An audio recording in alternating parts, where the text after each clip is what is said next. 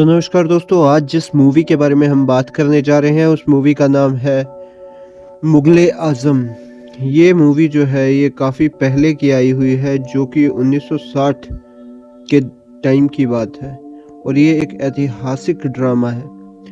मुग़ल-ए आज़म को बनाना शुरू किया था 1944 के आसपास, बट इसे बनते-बनते लगभग 1960 तक का टाइम हो ही गया था और ये उस टाइम की सबसे बड़ी मूवीज़ में से एक गिनी जाती है।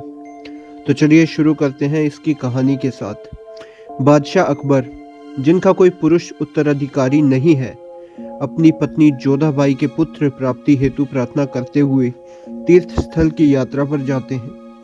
बाद में एक दासी सम्राट को उनके पुत्र के जन्म का समाचार देती है।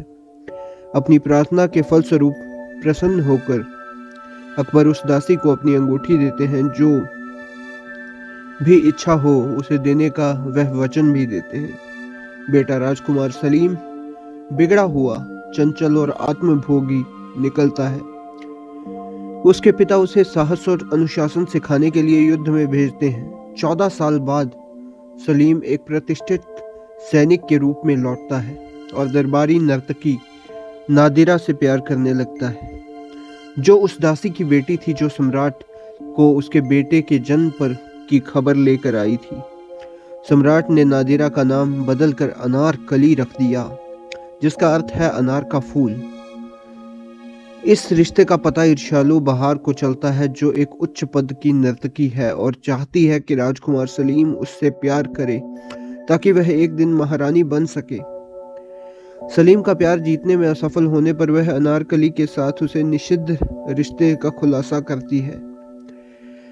सलीम अनारकली से शादी करने की विनती करता है, लेकिन उसके पिता मना कर देते हैं और उसे कैद कर लेते हैं। सलीम विद्रोह करता है और अकबर का सामना करने और अनारकली को बचाने के लिए एक सेना इकट्ठी करता है। युद्ध में पराजित होने पर सलीम को उसके पिता द्वारा मौत की सजा सुनाई जाती है, लेकिन उसे बताया जाता है कि अगर अनारकली, जो अब छिपी हुई है, को उसके स्थान पर मरने के लिए सौंप दिया जाए तो सजा रद्द कर दी जाएगी।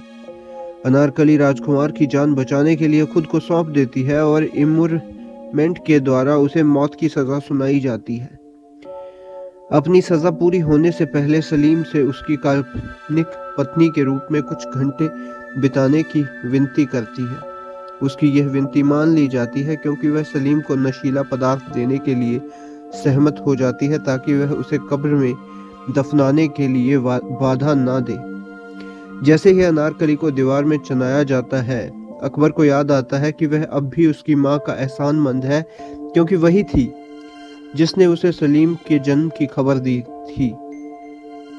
अनारकली की माँ अपनी बेटी की जान की भीख मांगती है। बादशाह का मन बदल जाता है, लेकिन हालांकि वह अनारकली को रिहा करना चाहता है, लेकिन देश के प्रति अपने कर्तव्य के कारण ऐसा नहीं कर सकता। इसलिए उसे उसकी माँ के साथ गुप्त रूप से निर्वासित करने की व्यवस्था करता है, लेकिन वह मांग करता है कि दोनों गुमनाम रहें और सलीम को इस बात का कभी पता नहीं चले और अनारकली अभी भी जीवित है। तो दोस्तों, ये थी इस मूवी की स्टोरी। आपको इस मूवी की स्टोरी कैसी लगी? ये काफ़ी पुरानी मूवी है, तो मैंने आज जो है काफ़ी पुरानी मूवी उठाई थी, तो इसे अगर देखना चाहें तो ज़रूर देखें अगर आपने नहीं देखा है, क्योंकि जो हमारी जो यंगर जनरेशन है वो आगे ऐसी मूवीज़ को नहीं देखती है। देखनी चाहिए, जो कि अपने टाइम से थोड़ा सा अहेड थी। तो ये था मेरा रिव्यू। मैं मिलता हूँ आपको किसी और मूवी के रिव्यू के साथ। तब तक के लिए bye bye, take care, have a great time.